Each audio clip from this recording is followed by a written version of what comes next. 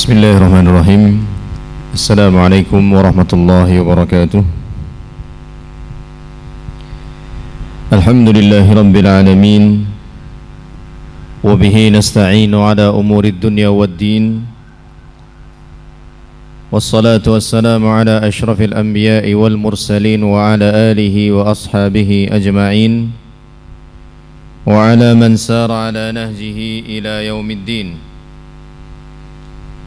اللهم علمنا ما ينفعنا وانفعنا بما علمتنا وزدنا علما يا رب العالمين. رب اشرح لي صدري ويسر لي أمري واحلل عقدة من لساني يفقه قولي. أما بعد، فإن أصدق الحديث كتاب الله وخير الهدي هدي محمد صلى الله عليه وسلم وشر الأمور محدثاتها فإن كل محدثة بدعة وكل بدعة ضلالة وكل ضلالة في النار.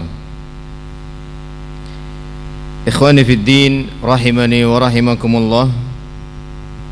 Alhamdulillah, kita bersyukur kepada Allah Subhanahu wa taala yang dengan segala kemudahan serta taufik darinya kita bisa menghadiri majlis ini untuk terus bertafaqquh fid din, untuk terus mendalami agama Allah Subhanahu wa taala, menuntut ilmu yang telah Allah Subhanahu wa taala wajibkan kepada kita semua. Dan insyaallah tema kajian kita di pagi hari ini adalah menjadi kunci kebaikan bagi hamba Allah Subhanahu wa taala. Artinya menjadi orang-orang yang memfasilitasi sampainya sebuah kebaikan kepada hamba Allah yang lain. Kebaikan apa saja, terutama kebaikan yang bersifat diniyah, bukan cuman sebatas kebaikan yang bersifat duniawiyah. Ada banyak hadis yang memotivasi kita untuk menjadi orang-orang yang menjadi kunci kebaikan bagi orang lain, menjadi kunci kebaikan bagi hamba-hamba Allah Subhanahu wa taala yang lain. Di antara hadis-hadis tersebut adalah apa yang diriwayatkan oleh Imam Ibnu Majah dari sahabat Anas bin Malik radhiyallahu ta'ala anhu, anin Nabi sallallahu alaihi wasallam qala, inna minan nasi nasan mafatiha lil khair maghaliqa lisyarr wa inna minan nasi nasan mafatiha lisyarri maghaliqa lil khair fatuba liman ja'ala Allahu miftahal khairi ala yadayhi wa wailun liman ja'ala Allahu miftahal syarri ala yadayhi. Dari Anas bin Malik radhiyallahu ta'ala anhu bahwasanya Rasulullah sallallahu alaihi wasallam bersabda, sesungguhnya di antara manusia ada orang-orang yang menjadi kunci-kunci kebaikan sekaligus menjadi penutup segala keburukan. Dan sebaliknya, di antara sebagian manusia ada orang-orang yang menjadi kunci-kunci terbukanya keburukan dan kunci tertutupnya segala kebaikan. Fatuba liman ja'alallahu miftahal khairi ala yadayhi, maka beruntunglah, berbahagialah bagi orang-orang yang Allah jadikan kunci kebaikan itu ada di tangannya. Wa wailun liman ja'alallahu miftahal syarr ala yadayhi, dan celakalah bagi orang-orang yang Allah jadikan kunci-kunci keburukan terbuka lewat tangannya. Hadis yang sangat jelas sekali dari Nabi sallallahu alaihi wasallam, di mana dalam hadis ini beliau sallallahu alaihi wasallam mengelompokkan manusia menjadi dua kelompok besar. Kelompok yang pertama, orang-orang yang menjadi sebab terbukanya kebaikan, tertutupnya keburukan. Kelompok yang kedua, orang-orang yang menjadi sebab terbukanya keburukan dan tertutupnya kebaikan. Apa yang disabdakan oleh Nabi sallallahu alaihi wasallam ini tentu bukan cuma sebatas informasi saja. Akan tetapi ini menjadi motivasi, sekaligus motivasi bagi kita untuk menjadi kelompok yang pertama, yaitu orang-orang yang menjadi kunci terbukanya semua kebaikan dan kunci tertutupnya segala keburukan. Lewat kita, misalnya lewat kita, bukan karena kita ya, lewat kita misalnya alhamdulillah kajian jadi terselenggara. Lewat kita alhamdulillah misalnya bakti sosial atau bantuan bisa disalurkan kepada yang berhak. Lewat kita orang-orang jadi kenal sunnah, lewat kita ya, bukan karena kita. Kalau karena itu karena siapa? Karena Allah ya. Kita ini cuma sebatas media saja. Maka kata Nabi sallallahu alaihi wasallam, orang-orang yang masuk ke dalam kelompok yang pertama ini, tuba, beruntunglah dia, bahagialah dia, sukseslah dia. Lewat kita juga misalnya pintu-pintu keburukan jadi tertutup. Orang mau maksiat karena ada kita jadi segan. Orang mau berlaku seenaknya sendiri karena ada kita, atau lewat kita orang jadi nggak jadi urung, jadi batal. Ini kelompok yang pertama. Nah, sebagian manusia ada yang modelnya seperti ini. Dia baru datang saja, orang sudah sungkan untuk gibah misalnya. Dia baru datang saja, orang-orang yang ada di situ sudah sungkan untuk tertawa terbahak-bahak. Ada orang-orang yang modelnya seperti ini. Ya, dia belum ngapa-ngapain, dia baru datang. Ya, dia baru datang, orang lain sudah ngerasa sungkan untuk melakukan kemaksiatan, padahal dia belum ngomong ya, dia belum ngomong, belum ngasih arahan ini itu, baru sekedar datang, hadir aja, kehadirannya sudah membawa kebaikan. Nah, orang yang seperti ini kata Nabi sallallahu alaihi wasallam, tuba, beruntunglah, berbahagialah. Siapa mereka? Siapa saja bisa, termasuk kita juga bisa.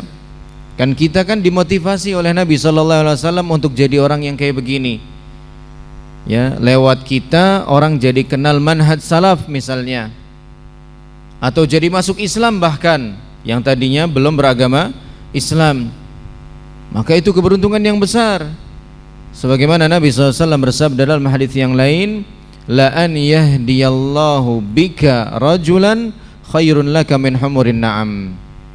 Sungguh jika Allah Subhanahu wa taala memberi hidayah kepada seseorang lewat perantara kamu, itu lebih baik bagi kamu daripada kamu mendapatkan seekor unta merah. Harta kebanggaan orang-orang Arab saat itu. Makanya jangan malas-malas, jangan sungkan, jangan enggan menebarkan kebaikan, walaupun dalam hal-hal yang bersifat sederhana, lewat media-media yang sederhana. Sekarang ini kan kita alhamdulillah dipermudah sekali oleh Allah Subhanahu wa taala untuk menebarkan berbagai macam ajaran. Entah itu ajaran kebaikan atau sebaliknya, mudah. Sekarang yang hadir di sini siapa yang enggak punya WA? Ada enggak? Kita semua insyaallah pasti punya WA. Di WA atau WhatsApp itu kan ada satu fitur yang bisa dibagikan ke semua orang. Namanya apa? Status, ya kan? Nah, lewat status WA itu kita bisa apa?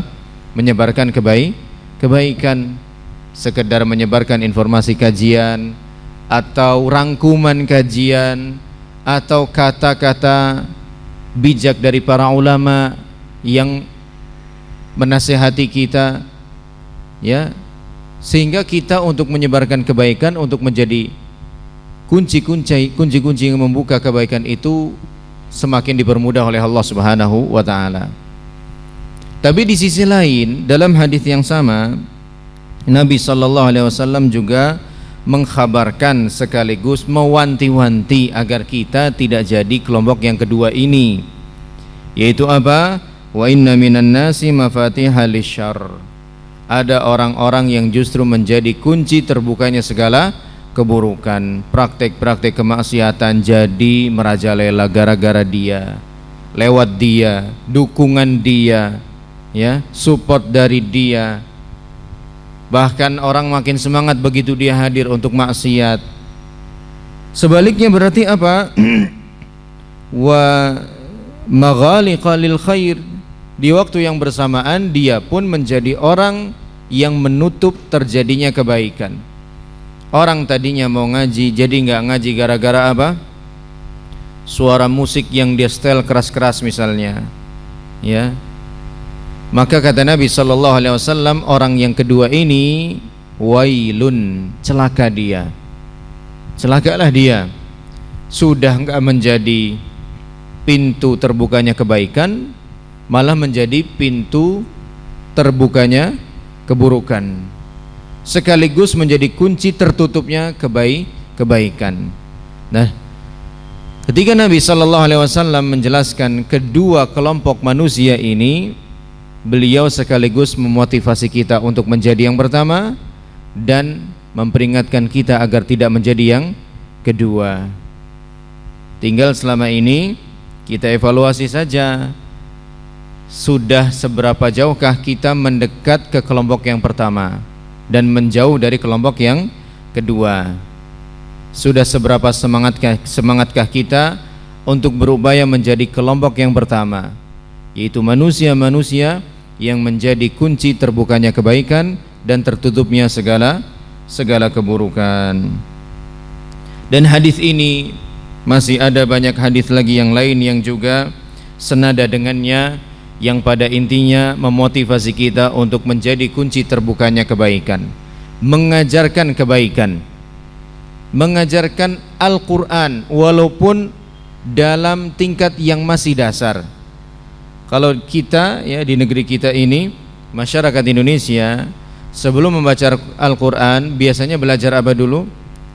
Iqra, ya. Walaupun sekarang ditemukan, ya, metode-metode baru, tapi penggunaan Iqra masih belum ditinggalkan. Bahkan kita menganggap Iqra ini Masya Allah masih merupakan metode yang paling efektif, ya, untuk belajar baca Al-Quran. Kalau nggak bisa ngajar Al-Quran atau mengajar tafsirnya, paling nggak Iqra insya Allah pasti bisa, ya. Hingga apa? Nanti orang yang kita ajari Iqra itu dia nanti akan bisa baca Al-Quran. Hingga ketika dia bisa baca Al-Quran, kita punya andil di sana, kita punya peran di sana. Dan Nabi sallallahu alaihi wasallam mengatakan, khairukum man ta'allamal Qur'ana wa 'allamahu. Sebaik-baik kalian adalah yang mengajarkan, yang mempelajari Al-Quran dan mengajarinya. Dan dalam hadis yang lain Nabi sallallahu alaihi wasallam juga bersabda, man sanna fil islami sunnatan hasanatan kana lahu ajruhu wa ajru man tabi'ahu. Siapa yang mengajari kebaikan kepada orang lain, maka dia akan mendapatkan pahala kebaikan itu dan pahala dari orang-orang yang mengikutinya. Jadi mengajari kebaikan itu nggak ada ruginya sama sekali, nggak ada ruginya sama sekali. Minimalnya lah, kalau orang yang kita ajari itu nggak mau nerima apa yang kita ajari, nggak mengikuti apa yang kita ajari, minimalnya kita sudah dapat pahala mengajar. Minimalnya itu. Lebih-lebih kalau ternyata apa yang kita ajarkan diterima sama dia, diterima, diamalkan, enggak berhenti sampai di situ, dia ajarin lagi ke orang lain. Pahalanya nambah enggak ke kita? Nambah, ya. Makanya berusahalah menyebarkan kebaikan walaupun itu hal-hal yang sangat sederhana. Bahkan Nabi sallallahu alaihi wasallam kan memberitahukan kepada kita, idza mata ibnu adam inqata'a minhu sa'iru amalihi illa min thalath. Jika anak Adam meninggal dunia, putuslah semua pahala kebaikannya kecuali berapa? 3 hal.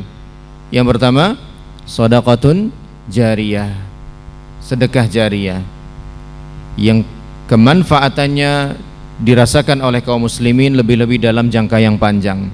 Kemudian yang kedua, ilmun yuntafa'u bihi, ilmu yang bermanfaat, yaitu ilmu yang diamalkan, ilmu yang diajarkan kepada orang lain.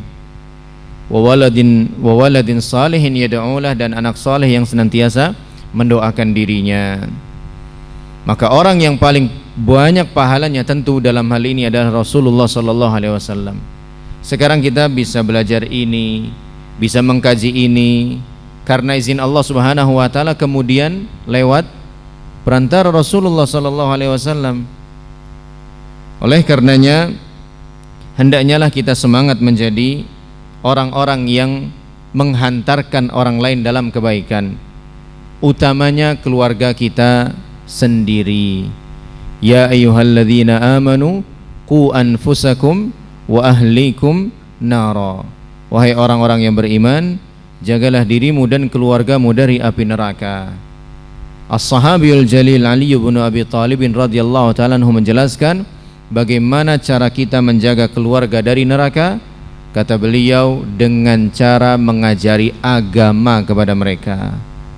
Ajari agama, bukan cuma ditakut-takutin, awas kamu jangan sampai masuk neraka ya, awas neraka itu ngeri ya, bukan cuma takut-takutin gitu, tapi dikasih tahu apa kiranya sebab-sebab yang akan menjerumuskan manusia ke dalam neraka, dikasih tahu ya, dan apa sebab-sebab yang membuat manusia dimasukkan ke dalam surga oleh Allah Subhanahu wa taala, dikasih tahu.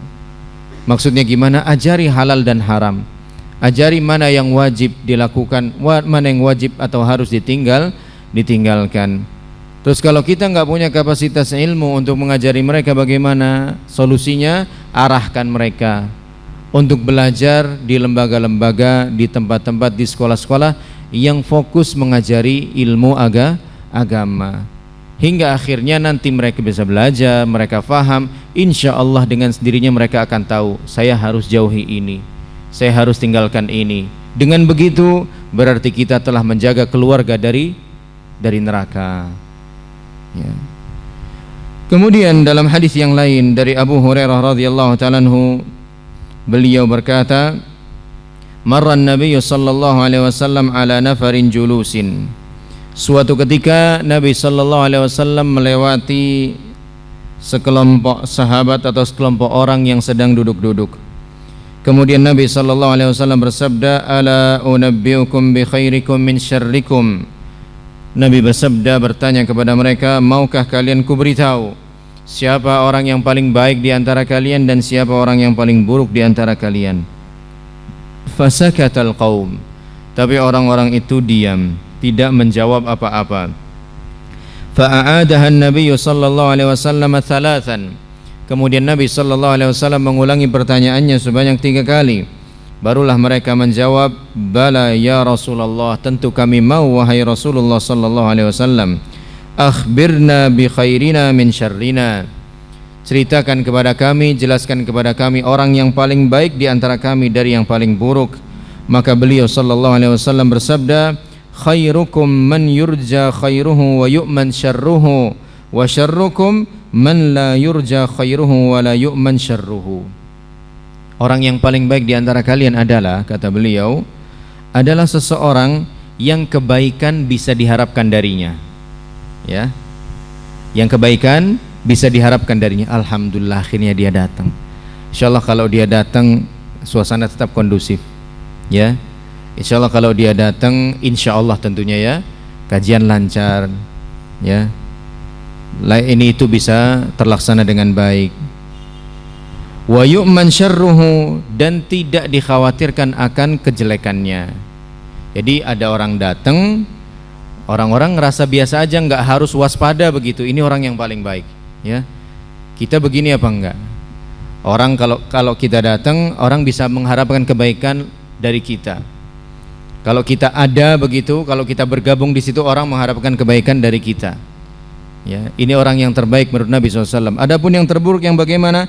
Man la yurja khairuhu, yang udah nggak bisa diharapin kebaikan ada lewat dia. Alah dia ya, ada malah dia datang lagi, malah kayak gini ya. pakai cara gabung lagi dia, kacau ini udah nih kayak gini. Nah ini orang yang paling buruk menurut Nabi Shallallahu Alaihi Wasallam. Jangan sampai kita jadi kayak begini, ya. Kalau bahasa orang-orang kita itu, ya, kedatangannya nggak diharapkan, ya, kepergiannya sangat diinginkan. Ya orang yang paling buruk ini, ya. Awas dia datang, hati-hati, dompet jagain, HP jagain, ya. Nah ini orang yang paling buruk menurut Nabi Shallallahu Alaihi Wasallam, ya. Jadi orang yang paling baik adalah orang yang bisa diharapkan kebaikan lahir lewat dia, ya. Ini orang ini insya Allah banyak ide cemerlangnya ini, ya, gagasan-gagasan menarik, ya, dan lain sebagainya. Kemudian juga insya Allah kita nggak perlu khawatir lagi lah kalau dia udah ada di sini. Ya, insya Allah beres semuanya. Ini orang terbaik menurut Nabi SAW, orang yang bisa diandalkan lah begitu. Ya orang yang bisa diandalkan. Adapun orang yang terburuk adalah orang yang justru diwaspadai akan keburukannya. Sama sekali orang nggak berharap ada kebaikan, ya, lewat dirinya. Kemudian dalam hadis yang lain Nabi sallallahu alaihi wasallam juga bersabda, "Matsalul jalisis salih wa matsalul jalisis su' kanafi khilqir wa hamilil misk." Ya, perumpamaan teman yang baik dengan teman yang buruk seperti seorang penjual minyak wangi dan seperti seorang pandai besi. Nah, di sini juga Nabi SAW menggambarkan bahwasanya manusia itu bisa saling mempengaruhi. Teman yang baik bisa mempengaruhi kebaikannya, teman yang buruk bisa mempengaruhi keburukannya. Begitu juga kita. Orang bisa mempengaruhi kita dengan kebaikannya atau keburukannya, kita juga bisa mempengaruhi orang lain dengan kebaikan-kebaikan atau dengan keburukan-keburukan, ya. Dan tentu kita diajari, dimotivasi, diarahkan oleh Nabi sallallahu alaihi wasallam untuk semangat menjadi orang-orang yang menularkan kebaikan, bukan menularkan keburukan. Sesungguhnya setiap muslim yang benar-benar semangat dan totalitas ingin menjemput kebahagiaan bagi dirinya, kesuksesan bagi dirinya, baik di dunia maupun di akhirat, hendaknya lah dia semangat pula untuk merealisasikan apa yang disebutkan oleh Nabi sallallahu alaihi wasallam dalam hadis yang pertama tadi. Itu hadis Anas yang menjelaskan bahwasanya manusia terbagi menjadi dua kelompok yang besar. Yang pertama, orang yang menjadi kunci terbukanya kebaikan, tertutupnya segala keburukan. Kelompok yang kedua, orang yang menjadi kunci terbukanya keburukan dan terkuncinya atau tertutupnya segala kebaikan. Dan begitu pula hendaknya dia semangat untuk merealisasikan hadis-hadis yang berikutnya yang tadi juga sudah kita sampaikan setelah hadis yang dibawakan oleh Anas bin Malik radhiyallahu taala anhu. La syakka anna hadzal matluba lada kulli muslimin ma min muslimin illa wa yuhibbu li nafsihi an yakuna miftahan lil khair. Maka tidak diragukan lagi bahwasanya kelompok yang pertama ini adalah dambaan setiap muslim yang benar-benar baik keimanannya kepada Allah. Dia pasti sangat berharap dan berkeinginan untuk menjadi bagian kelompok yang pertama, yaitu yang menjadi jembatan tersampaikannya kebaikan kepada hamba-hamba Allah Subhanahu wa taala yang lain. Dia ingin menjadi orang yang dikatakan tuba oleh Nabi sallallahu alaihi wasallam. Dia ingin menjadi orang-orang yang dikatakan beruntunglah kamu, selamatlah kamu, sukseslah kamu oleh Nabi sallallahu alaihi wasallam, dan dia tidak ingin menjadi orang-orang yang dikatakan wailun, celakalah kamu oleh Nabi sallallahu alaihi wasallam. Akan tetapi ikhwani fiddin rahimani wa rahimakumullah, kita semua tentu paham sekedar harapan, sekedar keinginan, sekedar angan-angan belumlah cukup. Belumlah cukup. Kalau kita baca hadis Anas tadi, kita terperanjat, termotivasi untuk menjadi bagian yang pertama. Tapi keinginan itu apakah sudah cukup mendatangkan kebaikan bagi kita? Belum cukup. Harus ada upaya nyata. Harus ada usaha yang real dari kita untuk bisa menjadi kelompok yang pertama tadi. Ya, kita sebagai seorang manusia oleh Allah Subhanahu wa taala disyariatkan untuk berusaha. Jangankan untuk kesuksesan di akhirat, untuk kesuksesan di dunia saja kita wajib usaha, ya. Kita wajib usaha. Yang mau kaya, ya tempuhlah usaha-usahanya yang disyariatkan oleh Allah Subhanahu wa taala atau tidak bertentangan dengan syariat. Yang mau sehat, ya tempuhlah usaha-usahanya yang tidak bertentangan dengan syariat Allah Subhanahu wa taala. Yang mau sukses dalam karirnya juga tempuhlah usaha-usahanya yang tidak bertentangan dengan syariat. Itu hal-hal yang bersifat duniawi. Semua wajib diusahakan. Enggak cukup cuman bermimpi, berandai-andai, berangan-angan, bercita-cita saja, enggak cukup. Semua harus diusahakan. Itu dunia, apalagi akhirat. Yang kata Allah Subhanahu wa taala khalidina fiha, mereka akan kekal selama-lamanya di dalamnya. Maka akhirat lebih butuh usaha dibandingkan dunia. Dan untuk bisa mengupayakan bagaimana caranya agar kita menjadi kunci terbukanya kebaikan bagi hamba-hamba Allah yang lain, bagi kaum muslimin atau bagi manusia secara umum, hendaknya lah kita mengetahui sebab-sebabnya. Kalau kita tahu sebab-sebabnya, insya Allah kita bisa usaha, ya. Yang mau haji misalnya, apakah cukup kemauan saja? Enggak cukup, harus ada usaha. Usahanya diantaranya apa? Ketahuilah sebab-sebabnya. Sebab-sebabnya misalnya diantaranya punya kemampuan finansial, ya, ongkos untuk pulang pergi ke sana, ongkos atau biaya untuk ditinggalkan bagi keluarga yang tidak ikut berangkat, ya, adanya mahram bagi yang wanita atau muslimah dan lain sebagainya. Maka inilah insyaallah yang akan kita bahas tentang sebab-sebab yang dengannya biiznillahi ta'ala kita akan dijadikan oleh Allah Subhanahu wa ta'ala sebagai kunci-kunci terbukanya kebaikan bagi hamba-hamba Allah Subhanahu wa ta'ala yang lain. Sebab yang pertama, al-amrul awwal, as-sababul awwal,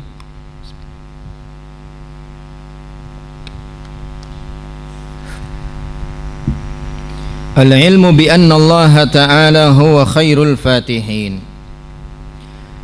Memahami bahwa Allah Subhanahu wa ta'ala lah sebaik-baik zat yang membukakan kebaikan. Memahami benar bahwa Allah Subhanahu wa ta'ala lah sebaik-baik zat yang membukakan segala kebaikan. Bukakan segala kebaikan. Kenapa kita harus meyakini bahwasannya Allah Subhanahu wa ta'ala adalah zat atau sebaik-baik zat yang membukakan segala kebaikan? Karena di antara nama-nama Allah Subhanahu wa ta'ala al-husna adalah al-fattah. Al-fattah, fa ta dengan tasydid yang dipanjangkan kemudian ha.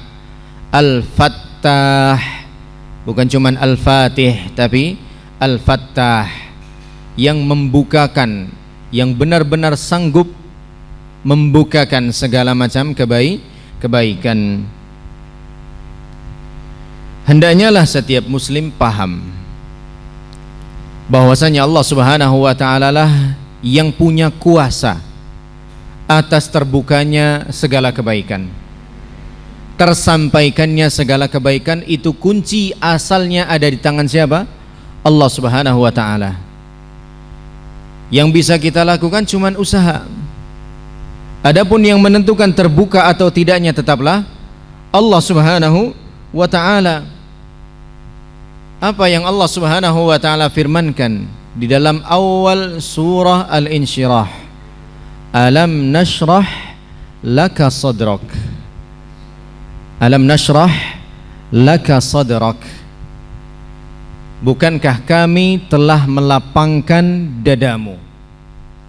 Melapangkan yakni meluaskan dadamu, hatimu, wahai siapa?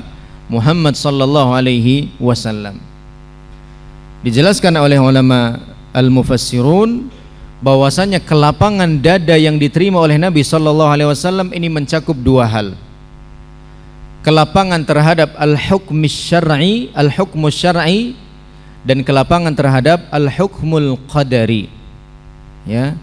Ini catat baik-baik, faedah penting sekali bagi kita untuk memahami poin yang pertama ini. kelapangan dada atau hati yang diterima oleh Nabi sallallahu alaihi wasallam mencakup dua hal. Kelapangan terhadap al-hukmu syar'i, al-hukmu asy-syar'i. Yang kedua, al-hukmu al-qadari, al-hukmu al-qadari. Dua-duanya Nabi sallallahu alaihi wasallam dapat. Tapi yang pertama dulu, yang pertama tadi apa? Al-hukmu asy-syar'i. Artinya apa? Ketetapan yang bersifat syariat. Ketetapan yang bersifat syariat. Perintahkah, larangankah? Itu semuanya syariat yang tercantum di dalam Al-Qur'an. Juga hadis-hadis Nabi sallallahu alaihi wasallam. Itu Nabi sallallahu alaihi wasallam dapat. Beliau dilapangkan dadanya oleh Allah Subhanahu wa taala untuk menerima keimanan, untuk menerima aturan Allah Subhanahu wa taala, sehingga dengan mudah beliau melaksanakannya, sehingga dengan mudah beliau mendakwahkannya, walaupun tekanan dan intimidasi tidak henti-hentinya mendatangi beliau sallallahu alaihi wasallam. Ya, beliau dihina, beliau difitnah, beliau direndahkan, beliau disakiti, diapakan lagi? Bahkan nyaris dibunuh. Apakah semua hal-hal itu membuat beliau merasa kapok untuk berdakwah? Enggak sama sekali.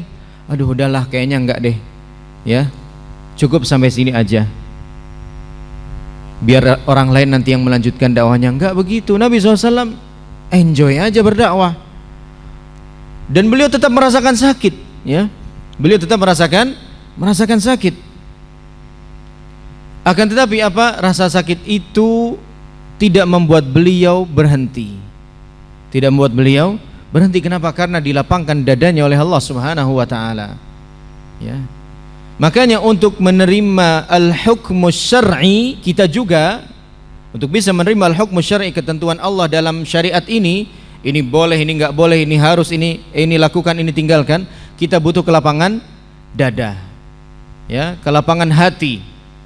Makanya tanda ketika Allah Subhanahu wa taala menginginkan kebaikan bagi seorang hamba, tanda ketika Allah Subhanahu wa taala menginginkan hidayah bagi seorang hamba, Allah akan lapangkan hati dia untuk menerima syariat. Ya. Allah akan lapangkan mudah gitu melakukannya. Enggak ada rasa beban, enggak ada rasa sempit, enggak sama sekali. Enak aja, walaupun mungkin pelaksanaannya ada saja rintangan pasti, tapi untuk menerimanya dulu aja gampang dia. Ya. Apa kata Allah Subhanahu wa taala? "Faman yuridillahu ay yahdiyahu yashrah sadrahu lil Islam." Barang siapa yang Allah kehendaki mendapatkan hidayah, Allah akan lapangkan hatinya, dadanya untuk menerima Islam, untuk menerima syariatnya, untuk menerima aturan-aturannya, ajaran-ajarannya, petunjuk-petunjuknya, perintah dan larangannya. Jadi mudah. Enggak ada protes, aduh kok gini amat sih ya, syariat berat kali. Enggak ada gitu-gitu, sikap macam seperti itu enggak ada. Ya, sami'na wa ata'na. Tapi sebaliknya kata Allah Subhanahu wa taala, "Wa may yuridillahu ay yudhillahu yaj'al sadrahu dhayiqan harajan ka'annama yas'adu fis sama'." Barang siapa yang Allah kehendaki menjadi orang sesat, Allah akan sempitkan dadanya untuk menerima Islam. Padahal agamanya udah Islam, tapi disuruh ninggalin riba, susahnya bukan main. Ngeles aja, cari-cari pembenaran aja. Ya. Seakan-akan apa? Suruh menerima syariat Islam itu seakan-akan, kata Allah, seakan-akan dia sedang mendaki ke langit. Mendaki ke langit itu perkara mudah atau perkara susah? Perkara susah. Ya. Nah, kita tinggal introspeksi aja masing-masing kita ke belakang nih.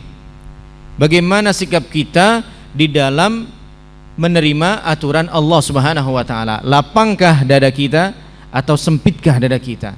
Kalau lapang, pujilah Allah Subhanahu wa taala. Mudah-mudahan itu menjadi tanda bahwa Allah menginginkan hidayah buat kita.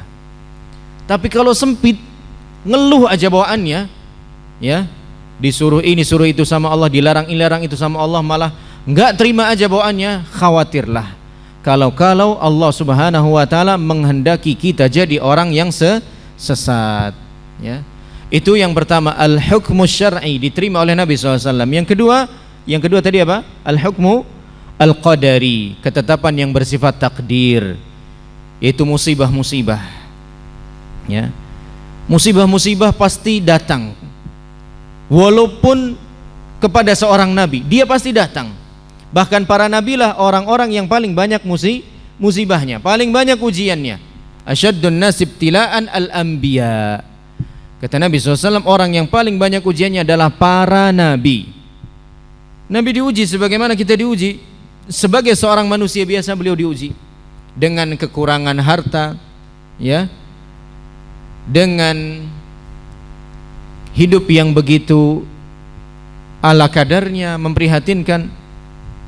Kita jauh lebih nyaman dibandingkan Nabi sallallahu alaihi wasallam, ya. Nabi sallallahu alaihi wasallam, kata Aisyah, itu sampai pernah lewat 3 hilal. 3 hilal itu berarti berapa bulan? Ya 3 bulan, ya. Penetapan Hijriyah itu kan dengan bulan, dengan peredaran bulan. Itu perapian untuk masak itu nggak pernah nyala, ya.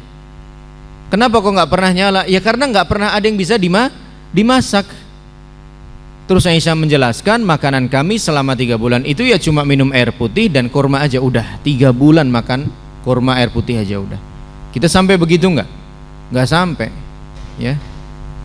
Umar bin Khattab radhiyallahu taala anhu masuk ke rumah Nabi sallallahu alaihi wasallam, Nabi sedang tidur.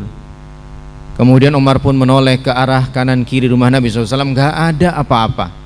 Yang ada cuman kantong minuman air aja. Nabi sallallahu alaihi wasallam tidur di atas tikar yang membuat atau meninggalkan bekas di sisi badan beliau sallallahu alaihi wasallam yang mulia. Umar pun menangis sampai membuat Nabi sallallahu alaihi wasallam terbangun dari tidurnya dan bersabda, ma yubkika, apa yang membuat kamu menangis wahai Umar? Maka Umar mengatakan, wahai Rasulullah, saya tahu betul bagaimana Raja Romawi, Raja Persia, mereka hidup dalam kemewahannya, kenyamanannya, bergelimang hartanya. Sedangkan Anda wahai Rasulullah, engkau adalah utusan Allah, hidup dalam keadaan seperti ini. Sangat menyedihkan, sangat memprihatinkan. Umar menangis radhiyallahu ta'ala anhu, ya. Maka Nabi SAW mengatakan, ya Umar, ama tardha an takuna lahumud dunya walanal akhirah. Ya, wahai Umar, tidak relakah kamu kalau dunia ini jadi milik mereka, sedangkan nanti yang jadi milik kita adalah akhirat, ya.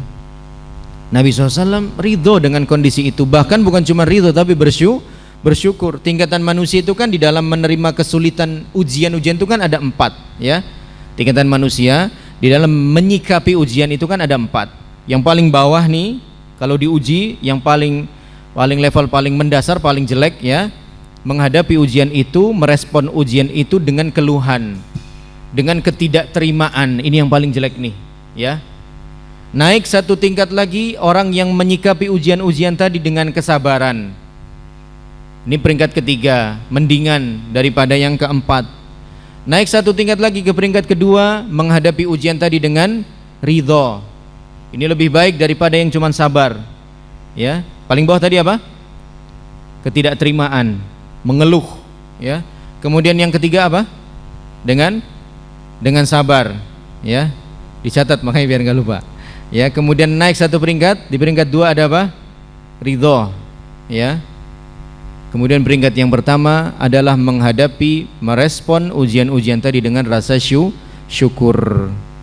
Dan Nabi SAW sudah sampai pada level yang pertama, syukur kepada Allah Subhanahu wa ta'ala. Beliau SAW ujiannya banyak sekali, tugasnya berat, ya. Tapi beliau SAW sholat sampai kakinya bengkak. Ditanya oleh Aisyah radhiyallahu ta'ala anha, wahai Rasulullah, mengapa Anda masih sebegini luar biasanya dalam beribadah? Bukankah dosa-dosa Anda sudah pasti Allah ampuni? Apa jawab beliau sallallahu alaihi wasallam? Afala akunu abdan syakura. Tidak bolehkah aku menjadi hamba yang pandai bersyukur kepada Allah Subhanahu wa taala, ya. Maka insyirahus sadr, lapangnya dada Nabi sallallahu alaihi wasallam itu terjadi dalam 2 hal, al-hukmu syar'i dan al-hukmu al-qadari, ya. Dan kita butuh itu semua. kelapangan dada untuk menerima al-hukmus syar'i dan untuk menerima al-hukmul qadari. Lapangkan dada kita, karena apa? Untuk menerima syariat ini, itu pada dasarnya tidak disukai oleh jiwa manusia. Ya, jiwa manusia ini cenderung tidak menyukai aturan. Ya, jangankan aturan syariat, aturan dunia aja banyak yang dilanggar. Ya, lampu hijau itu artinya jalan, lampu merah artinya berhenti, lampu kuning artinya tancap gas. Ya, lampu kuning kan artinya hati-hati, ini malah semakin kenceng, ya, keburu merah lagi. Itu aturan dunia aja dilanggar, padahal cuma berapa detik sih lampu merah. Ya, bagaimana aturan agama? Nabi SAW bersabda, hujibatil jannatu bil makarih wa hujibatin naru bisyahawat. Surga itu dikelilingi oleh hal-hal yang gak disukai oleh jiwa manusia. Disuruh kajian begini, itu kan sebenarnya cukup berat kalau nggak diberi taufik oleh Allah kita hadir di sini. Ya, duduk 1,5 jam diem aja pegel, ya, duduk sila pegel, selonjor nggak enak, mau bagaimana lagi tapi harus dijalanin, ya. Tapi lagi-lagi itu nggak disukai jiwa kecuali orang yang Allah berikan taufik. Wa hujibatin naru bisyahwat, dan neraka dikelilingi oleh hal-hal yang disukai oleh jiwa. Nah, jadi memahami betul bahwasanya Allah Subhanahu wa taala lah sebaik-baik zat yang membukakan segala kebaikan. Artinya jangan kepedean berlebih dengan usaha kita untuk menyampaikan kebaikan. Kita ini orang yang pandai dalam berorganisasi misalnya, kita pandai orang yang pandai dalam mengarahkan ini dan itu, kita punya kemampuan komunikasi yang baik. Itu semua kalau tidak ada kemudahan dari Allah nggak ada artinya, ya, nggak ada artinya. Jangankan kita, Nabi Shallallahu Alaihi Wasallam saja kurang apa dalam berusaha dalam dakwahnya. Ikhlas udah pasti, sabar udah pasti, hikmah sudah pasti, lemah lembut sudah pasti. Tapi toh nyatanya masih ada saja orang-orang yang nggak mau masuk Islam. Di antaranya orang terdekat. Siapa? Paman beliau yang sampai meninggal nggak masuk Islam padahal selama hidupnya bela beliau. Siapa? Abu Thalib. Ya, Abu Thalib itu kurang apa sama Nabi SAW dekatnya? Deket banget, dari Nabi SAW masih kecil udah dirawat sama Abu Thalib. Sampai dewasa, sampai menjadi seorang Nabi masih dalam penjagaan Abu Thalib. Tapi ternyata Allah nggak bukain tuh pintunya Abu Thalib untuk menerima hidayah yang diajarkan oleh Rasulullah sallallahu alaihi wasallam, sampai Allah berfirman, innaka la tahdi man ahbabta walakin Allah yahdi man yasha. Sesungguhnya engkau wahai Muhammad sallallahu alaihi wasallam tidak mampu memberikan hidayah kepada orang yang engkau cintai. Dalam hal ini, peristiwa ini berarti siapa? Abu Thalib. Walakin Allah yahdi man yasha, akan tetapi Allah lah yang memberikan hidayah kepada siapa saja yang dikehendaki. Oleh karena itu Bapak-bapak, barangkali ada yang diuji dengan kelakuan anak-anaknya, kelakuan tetangganya atau pasangannya. Jangan cuma sekedar berusaha lewat nasihat, tapi juga doa kepada Allah Subhanahu wa taala. Ya Allah, bukakanlah hatinya untuk mau mendengarkan nasihat hamba, untuk mau menerima saran-saran dari hamba, masukan dan lain sebagainya. Sehingga apa? Kita gabungkan dua usaha dari kita dan usaha doa kita kepada Allah Subhanahu wa taala. Ya. Inilah poin pentingnya ketika kita sudah memahami bahwasanya Allah Subhanahu wa taala lah sebaik-baik zat yang membukakan seluruh kebaikan. Ya. Ada beberapa ucapan yang luar biasa dari para ulama rahimahumullahu taala. Di antaranya adalah ucapan sebagian salaf, inna hadhil akhlaqa wahaibu wa innallaha idza ahabba 'abdahu wahabahu minha. Sesungguhnya akhlak yang mulia ini adalah karunia Allah.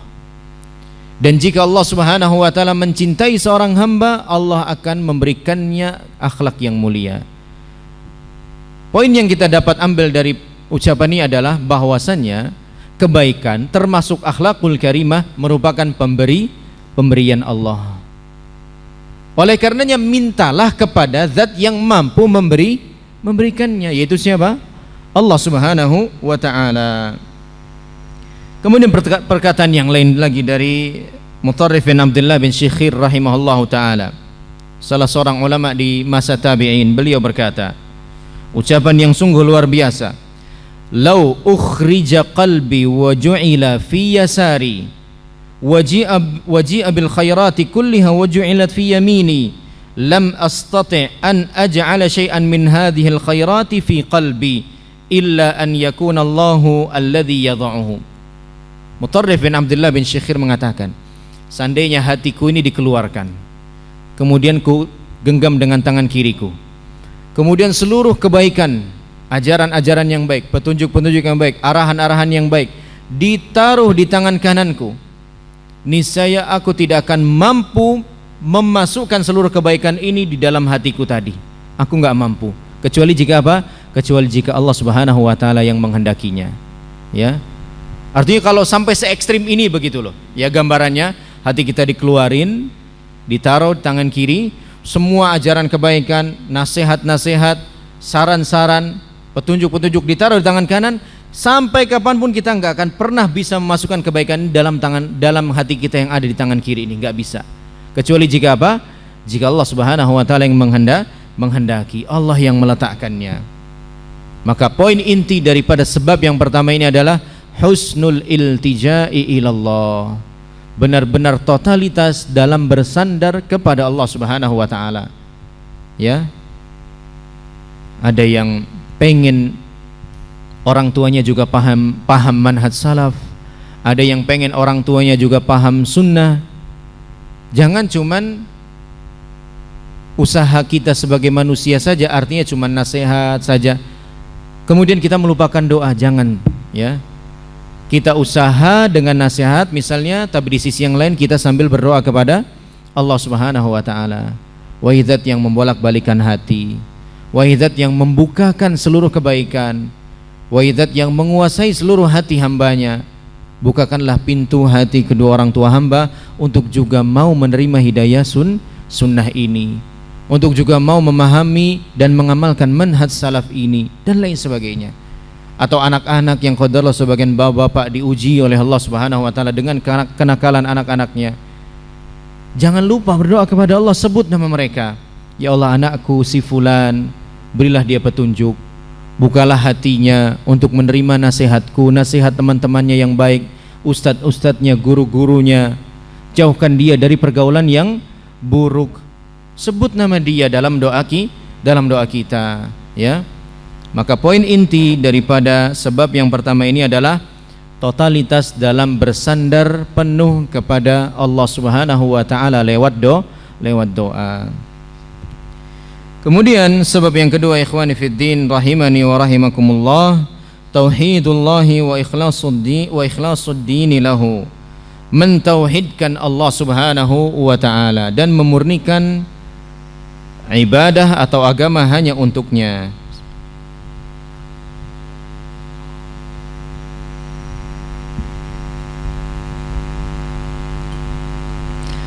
Tauhid, ma'asyiral muslimin rahimani wa rahimakumullah, merupakan kunci pokok kebaikan. Aslul falah huwa tauhid. Pokok segala kebaikan adalah tauhid kepada Allah Subhanahu wa ta'ala. Tauhid artinya apa? Ifradullahi ta'ala bil ibadah, mengesahkan Allah dalam peribadatan kita. Mengesahkan Allah dalam peribadatan kita, mengesahkan Allah Subhanahu wa ta'ala juga dalam perbuatan-perbuatannya. Artinya kita meyakini hanya Allah sajalah yang berhak dan mampu atas perbuatan-perbuatan itu. Misalnya apa? Menurunkan hujan dan menahan hujan supaya tidak turun. Itu kuasanya siapa? Allah Subhanahu wa ta'ala. Hingga tidak boleh bagi seorang muslim untuk pakai jasa pawang hujan, nggak boleh. Karena apa? Untuk menurunkan hujan atau menahannya itu merupakan hak murni milik Subhanahu wa ta'ala. Dan mengesahkan Allah Subhanahu wa ta'ala juga dalam ibadah.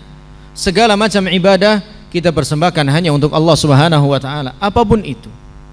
Qul inna salati wa nusuki wa mahyaya wa mamati lillahi rabbil alamin la syarika lahu wa bidzalika umirt wa ana awwalul muslimin. Katakanlah sesungguhnya salatku, sembelihanku, ibadah sembelihanku, hidupku dan matiku semuanya untuk siapa?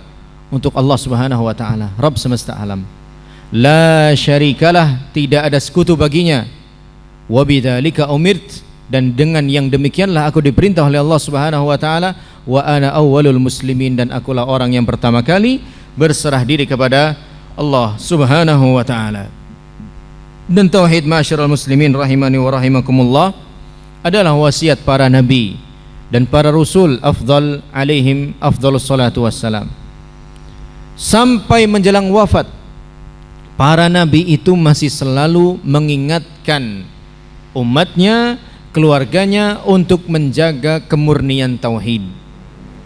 Nabi Yaqub alaihissalam sampai menjelang wafat masih mengingatkan masalah tauhid. Wa wassa biha Ibrahimu banihi wa Yaqubu ya baniya innallaha astafa lakumuddin fala tamutunna illa wa antum muslimun. Dan Nabi Yaqub juga Nabi Ibrahim alaihissalam mewasiatkan dengan kalimat tauhid itu.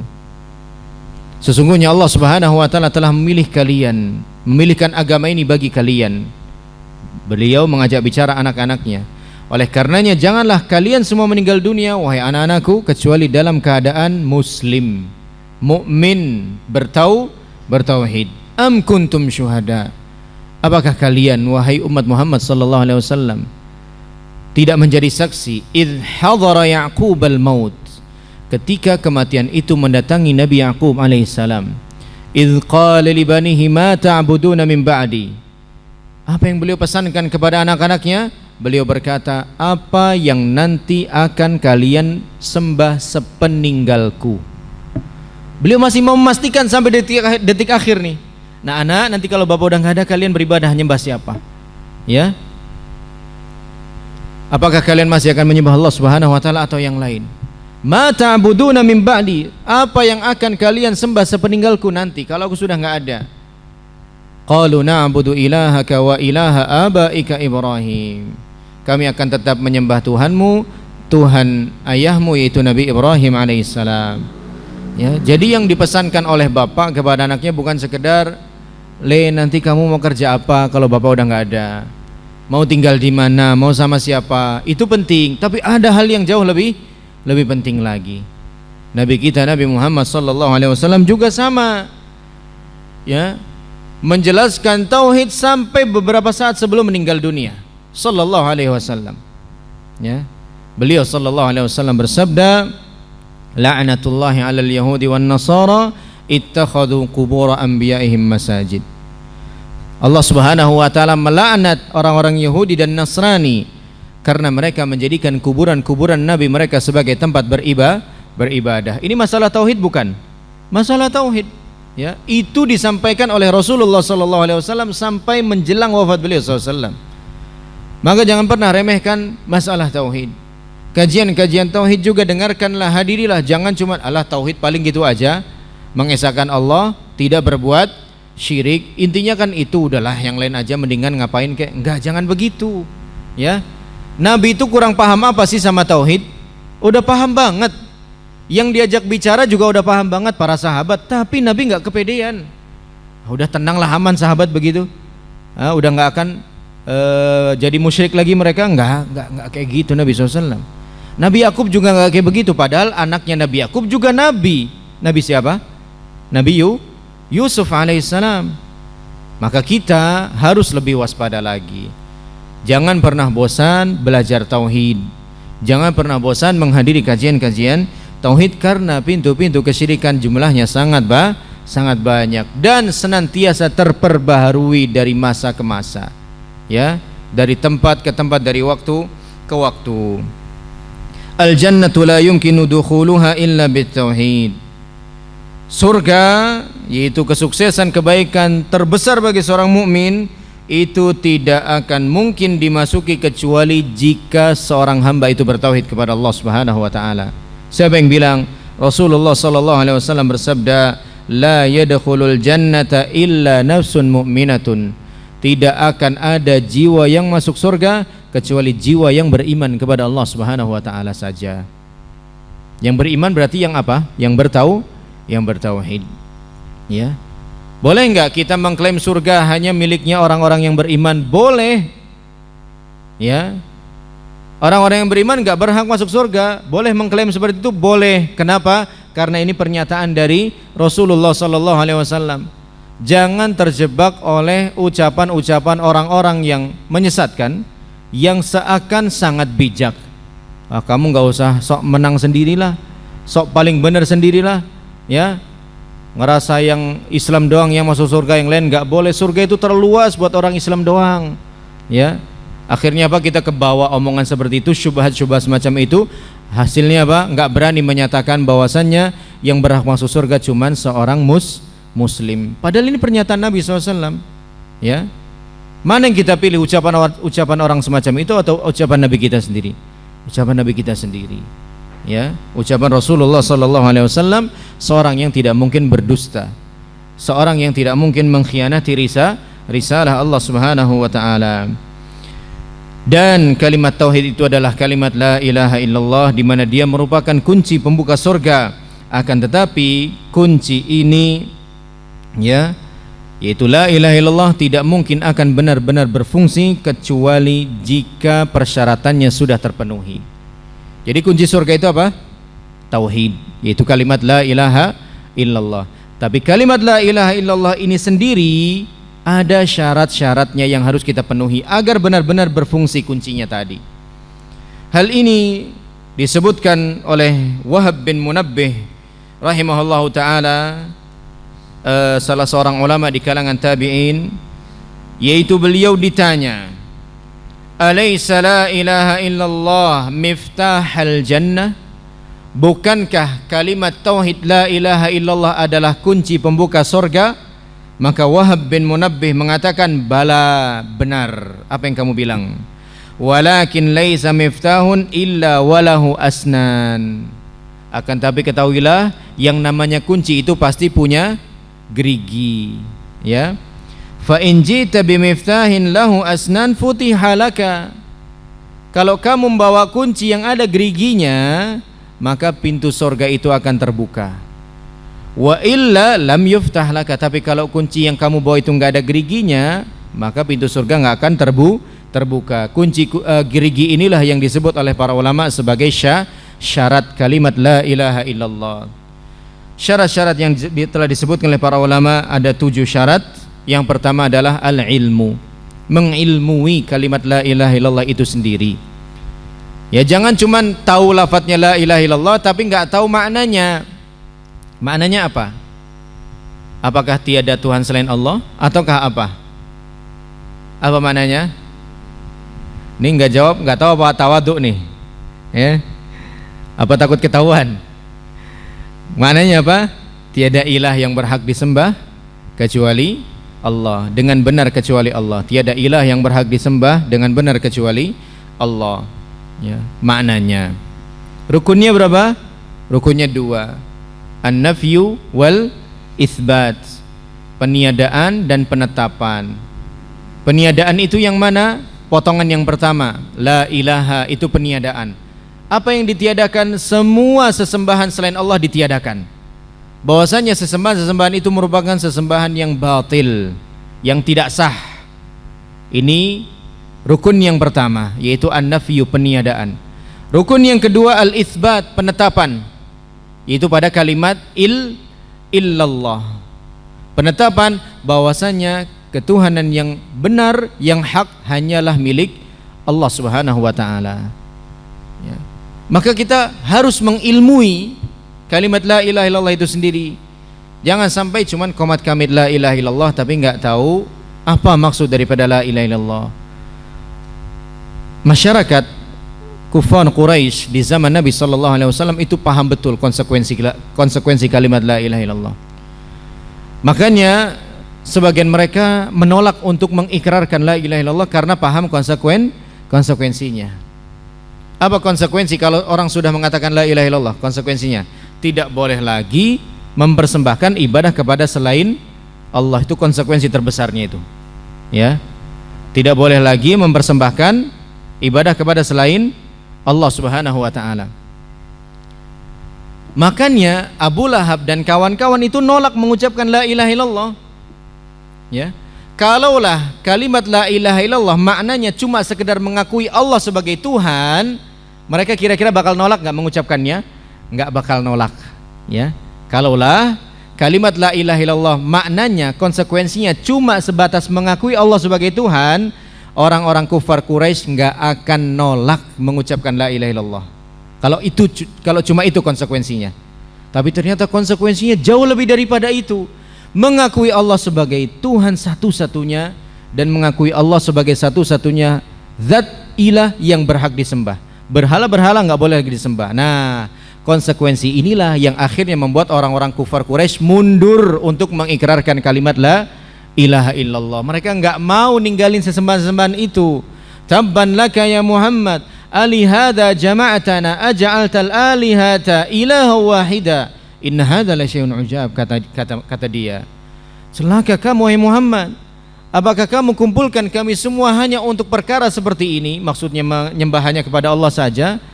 Apakah kamu bermaksud ingin menjadikan sesembahan kami yang sangat banyak ini cuma tinggal jadi satu saja, yaitu Allah? Nggak bisa.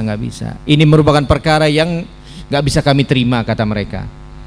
Nah, orang kufar Quraisy paham konsekuensi la ilaha illallah, tapi ternyata sebagian orang Islam belum paham. Dia tiap hari la ilaha illallah tapi masih mempersembahkan ibadahnya kepada selain Allah Subhanahu wa taala. Jangan sampai begitu. Ya.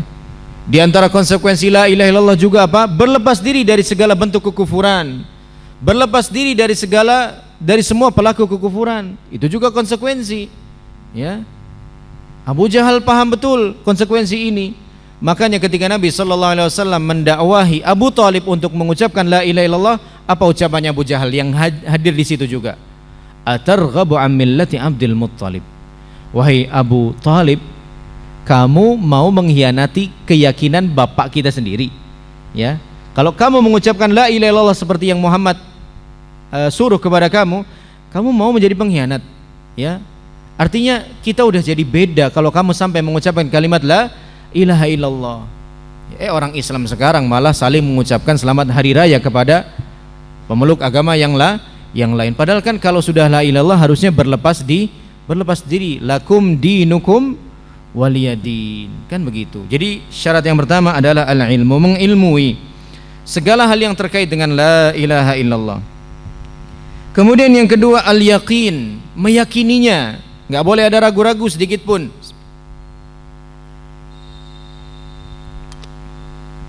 Dengan kebenaran kalimat la ilaha illallah. Kemudian yang ketiga as-sidqu, jujur dalam pernyataannya, nggak bohong, nggak seperti orang-orang munafik yang datang kepada Nabi sallallahu alaihi wasallam, qalu nashhadu innaka la rasulullah, kami bersaksi bahwasannya engkau benar-benar utusan Allah. Wallahu yashhadu innaka la rasuluh, wallahu yashhadu innal munafiqina lakadzibun. Allah Subhanahu wa taala juga bersaksi bahwa engkau adalah utusan Allah, tapi Allah juga bersaksi bahwasannya orang-orang munafik itu bohong dalam persaksiannya. Mereka tidak benar-benar mengakuimu sebagai utusan Allah Subhanahu wa taala. Jadi yang ketiga adalah as-sidqu, jujur. Jujur ini nggak harus kita buktiin sama orang lain, kita buktikan kepada Allah Subhanahu wa taala bahwa kita benar-benar menerima lahir dan batin kalimat la ilaha illallah. Kemudian yang keempat al-ikhlas, bukan riya, bukan juga sum'ah, ya, seperti orang-orang munafik tadi, berharap pengakuan, ya, berharap pengesahan saja, formalitas saja. Enggak. Ada kan orang-orang yang masuk Islam cuman pura-pura supaya apa? Bisa menikah dengan wanita yang selama ini menjadi dambaannya. Akhirnya dia pura-pura masuk Islam. Sebelum ijab kabul dia syahadat. Terus masuk Islam kelihatannya untuk mendapatkan legalitas menikah di negeri kita. Ini kan nggak boleh, dua agama berbeda kan? Ya. Akhirnya perjalanannya bagaimana? Secara administratif dia masih muslim, tapi prakteknya nggak kayak orang Islam, masih ke tempat ibadahnya yang lama, ya. Ini berarti apa? Tidak ikhlas. Ya, berarti tidak ikhlas, bahkan tidak jujur juga. Dia cuman bohong, dia cuman pura-pura. Kemudian yang ke berapa berarti? Kelima, keempat atau kelima? Kelima, al-mahabbah, menyukai, mencintai, ya, kalimat la ilaha illallah itu tadi. Al-munafiyatu lil bughdi wal kurh. Jangan sampai ada rasa ketidakterimaan dalam hati kita terhadap kalimat la ilaha illallah. Disuruh ninggalin jimat, ya udah tinggalin dengan sukarela, dengan senang hati bahkan. Ya. Disuruh ninggalin penggunaan jasa pawang hujan, juga tinggalin dengan sukarela, dengan senang hati. Jangan ada keterpaksaan. Benar-benar karena ini memang konsekuensi kalimat la ilaha illallah, ya. Kemudian yang keenam, al-inqiyad, tunduk terhadap la ilaha illallah, terhadap konsekuensi la ilaha illallah, tunduk, ya. Disuruh nyembah sama Allah saja, ya udah Allah aja yang disembah. Disuruh ninggalin sesembahan selain Allah, ya udah tinggalin. Tunduk, patuh betul kepada Allah Subhanahu wa taala. Dan yang ketujuh, al-qabul, menerima sepenuh hati. Ya, menerima sepenuh hati semua hal yang terkait dengan la ilaha illallah. Ini sebenarnya syarat-syarat ini adalah syarat yang lumrah sebenarnya. Ya, dalam keseharian kita pun kan sama kayak gini. Nih, Anda pernah dapat penjelasan yang maksudnya untuk memudahkan kita dalam memahami ketujuh syarat ini, dianalogikakan. Ya, kalau nggak salah ini dijelaskan oleh Ustaz Abu Haidar As-Sundawi hafizallahu taala, dilogikakan dengan saat kita pergi ke tukang pangkas rambut. Ya, tukang pangkas rambut. Ketujuh hal ini ada semuanya saat kita berangkat ke ke gerainya. Ya. Yang pertama, mengilmui. Kita paham ini orang profesinya apa? Tukang pangkas rambut. Kita juga tahu tempat, kita juga tahu jam apanya namanya? Kalau dokter kan jam praktek. Kapan dia buka, ya? Itu yang pertama. Kemudian yang kedua, yakin kita sama dia, ya. Makanya kalau kita nggak yakin sama tukang cukur, kita biasanya pilih tukang cukur yang lain. Yang itu nggak bagus cukurannya, ya, nggak rapi atau lain sebagainya, miring-miring belakangnya. Kita nggak yakin sama dia, kita pindah, kita tinggalin. Kemudian yang ketiga apa? Jujur, beneran kita mau cukur ke sana, bukan cuma mau ngaca, bukan cuma ya, iseng-iseng, nggak, jujur kita mau cukur ke sana. Kemudian yang keempat, ikhlas, ya. Yaitu tadi mirip sama yang ketiga. Ya, kita memang benar-benar pengen cukur ke sana bukan karena keperluan yang lain, ya.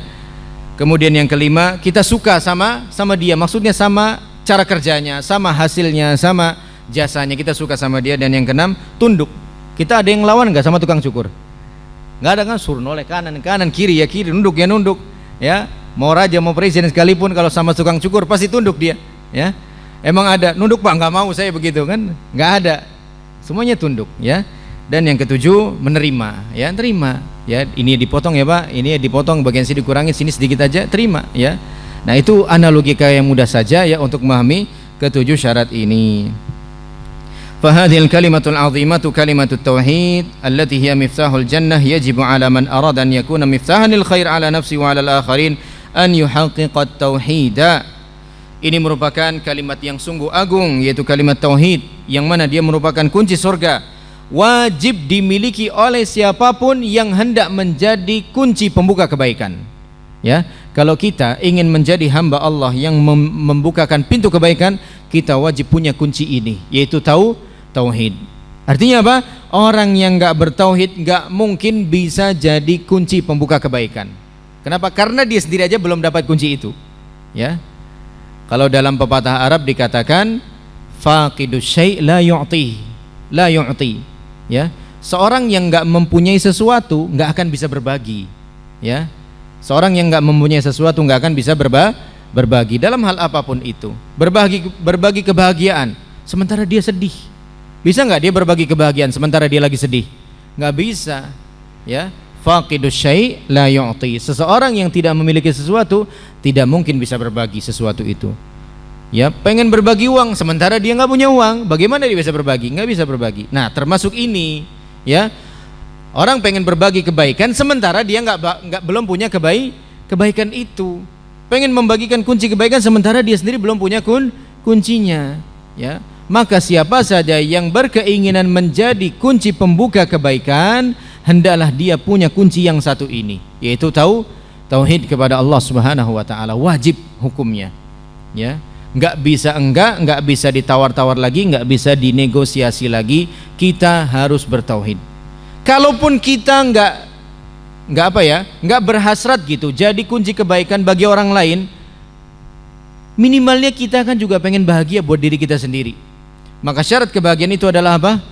Bertauhid. Tidak mungkin seorang akan bisa bahagia apalagi di akhirat nanti kalau dia tidak bertauhid, ya. Maka alhamdulillah kita punya Rabb yang menjelaskan untuk apa kita hidup di dunia ini. Apa tujuan kita dihidupkan oleh Allah Subhanahu wa taala di dunia ini? Untuk beribadah, untuk mentauhidkan Allah Subhanahu wa taala, ya. Anda tadi perjalanan di daerah pasar Cengkal Sewu, ya.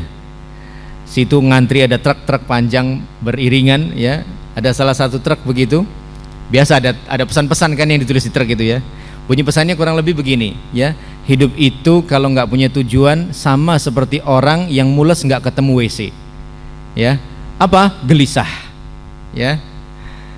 Udah mules tapi nggak ketemu WC, gelisah. Begitulah hidup, ya. Kalau nggak punya tujuan juga gelisah, nggak tenang, ya. Maka alhamdulillah kita hidup dikasih tahu tujuannya oleh Allah Subhanahu wa taala. Wa ma khalaqtul jinna wal insa illa liya'budun, ya. Tidaklah aku menciptakan jin dan manusia, kata Allah, kecuali hanya untuk menyembahku, untuk mengibadahiku, untuk mentauhidkanku. Kalau kita udah tahu, tenang kita. Oh, ternyata saya dihidupkan oleh Allah untuk menghambakan diri kepadanya saja, tidak kepada yang lain, ya. Dan kita kan kalau tahu tujuan enak begitu. Bapak ditempatkan oleh instansi Bapak atau lembaga Bapak bekerja di sebuah daerah. Biasanya Bapak bakal bertanya, kenapa kok saya yang ditaruh di sana? Terus tujuan saya ditempatkan di sana itu untuk apa? Ya, itu kan perlu kita ketahui semuanya agar kita nggak bertanya-tanya kenapa. Jangan-jangan saya mau dibuang, jangan-jangan saya mau disingkirkan begitu. Nah, jadi bertanya-tanya sampai suudzon, bahkan untuk urusan dunia aja kita harus tahu tujuan. Apalagi untuk urusan akhirat. Alhamdulillah kita udah tahu. Siapa yang ngasih tahu? Allah Subhanahu wa taala. Wa ma khalaqtul jinna wal insa illa liya'budu, dan tidaklah aku menciptakan jin dan manusia kecuali hanya untuk menyembahku saja. Ini sebab yang keberapa? Satu apa dua? Kedua. Yang sebab satu tadi apa? Memahami betul bahwasannya Allah Subhanahu wa taala merupakan sebaik-baik zat yang membukakan segala kebaikan. Sebab yang kedua apa? Tauhid kepada Allah Subhanahu wa taala. Sekarang sebab yang ketiga. Al-ilmun nafi', memiliki ilmu yang bermanfaat, ya, memiliki ilmu yang bermanfaat. Al-ilmu al-mustamaddu min kitabillahi wa sunnati nabiyyi sallallahu alaihi wasallam. Ilmu yang bermanfaat itu apa?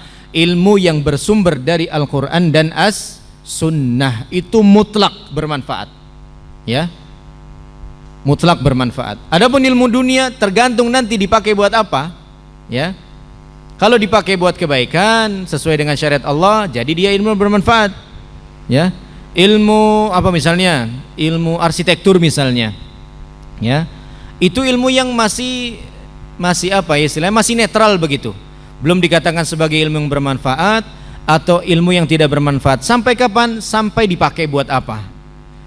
Kalau ilmu arsitekturnya dipakai buat bangun tempat tinggal, bangun masjid, bangun sekolah, bangun madrasah, bangun pesantren, ilmu arsitekturnya bisa jadi ilmu yang bermanfaat.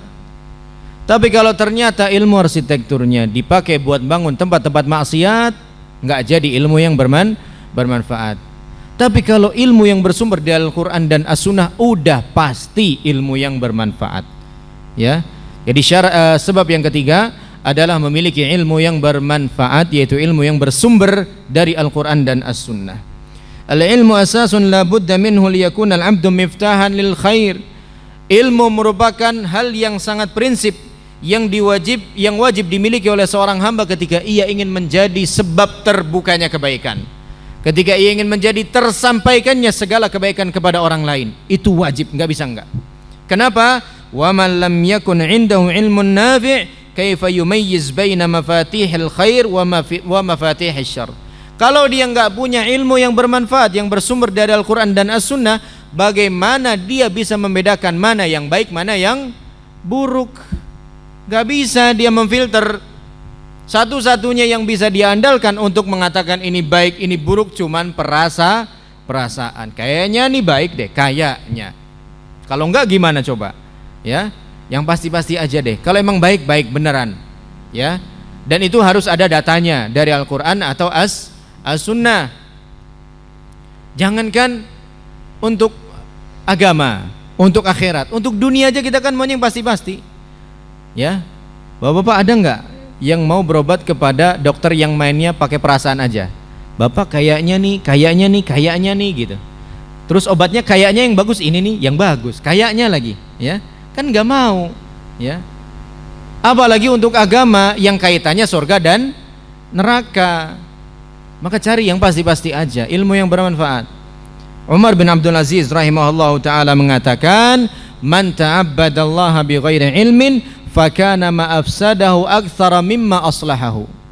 Siapa saja yang beribadah kepada Allah Subhanahu wa taala, termasuk berdakwah, termasuk mengajar, termasuk menasihati, mengajak orang lain tanpa ilmu, maka kerusakan yang dia timbulkan pasti lebih banyak dibandingkan kebaikan yang dia hasilkan.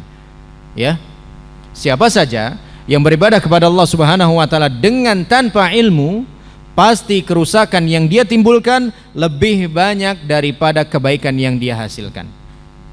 Ya. Lebih banyak daripada kebaikan yang dia hasilkan.